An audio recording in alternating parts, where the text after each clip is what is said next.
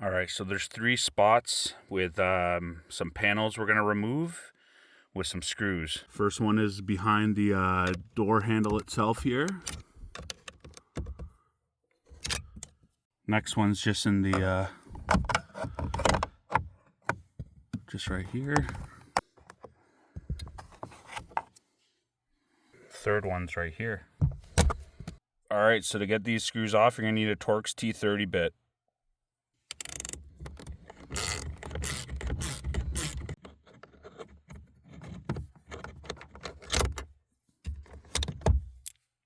Realize these are bigger screws than I thought.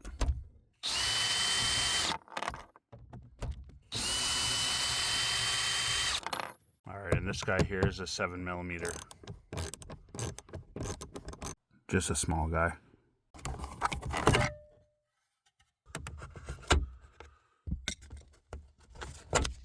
So where this is gonna get tricky for us is, I obviously can't open the door. I gotta pry from back here and hopefully get this out enough so I don't need to remove the seats. All right, so with my pry bar back behind here, I was able to release it. There's a few clips holding it all together. And that's off too. As you can see, we have some access now. I'm gonna try to see if I could release the door to make it easier to work here. All right, so I'm gonna show you the cable that we gotta remove. This is when I'm using the door lever. There's a little plastic piece behind, right in here, that you gotta squeeze with some pliers. And then pull the cable out, and then this ball that's at the end of the cable, you're gonna lift it up out of that little piece. All right, see that? So with the pliers, I squeeze those stupid tabs together. Then you wanna get that ball out of that little socket. Now the cable's released. Just releases it from the actual door panel itself. So now I have some more room to work, and I'm gonna figure out what's wrong with this mechanism behind here. There's 2 pieces of tape you can remove to get some more access. So I'm gonna see what I can do here. There's also this piece that plugs in here that was removed during my brute force of removing the door, which I shouldn't have done. You gotta disconnect it properly. I hope I didn't break it. So just got the door open. In order to do so, I needed somebody on the outside pulling the handle, and then I had to pull this latch, pull this cable this way. There's a latch that's problematic here that I'll show you in a second. Okay, so to remove the actual actuator, we gotta remove this bolt, and these 2 tabs pop out.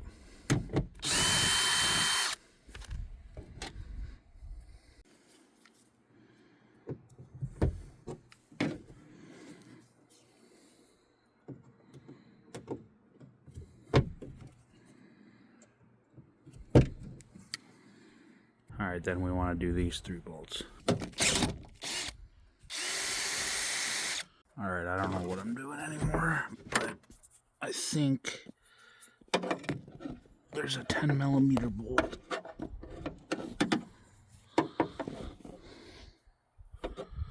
Right back there, 10mm bolt we're gonna take out. Okay, so now the only other thing I gotta do, that yellow piece right in the center there is a clip holding the door latch to the actuator. I gotta flick that off to get it all loose.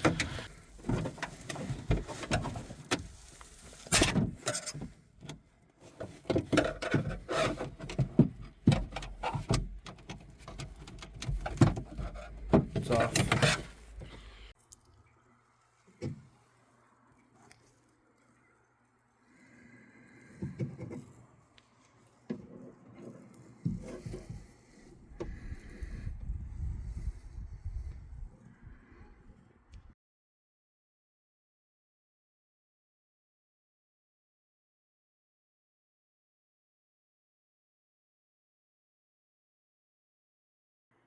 Okay, so I got the new one in.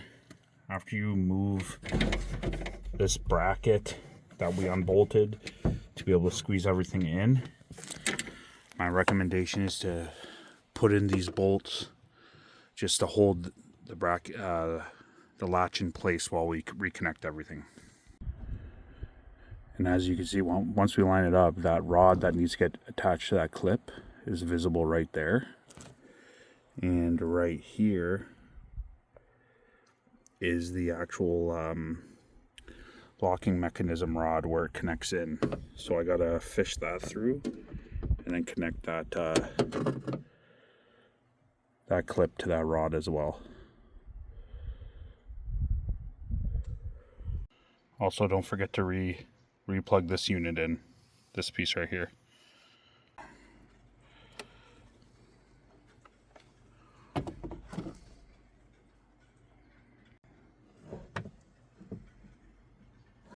So I've determined that putting this piece back for the locking mechanism is impossible. Right now I'm going to see the door currently works. I'm going to reconnect this wire in here, reconnect our door latch mechanism, and I'm going to see where we're at. Okay, so from inside and outside I've confirmed that the door actually physically opens and closes. Reattach this screw. Put this guy. Oh. Let's put this guy back.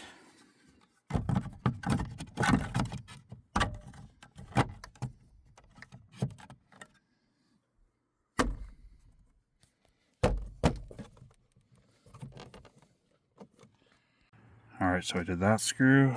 Let's do these two.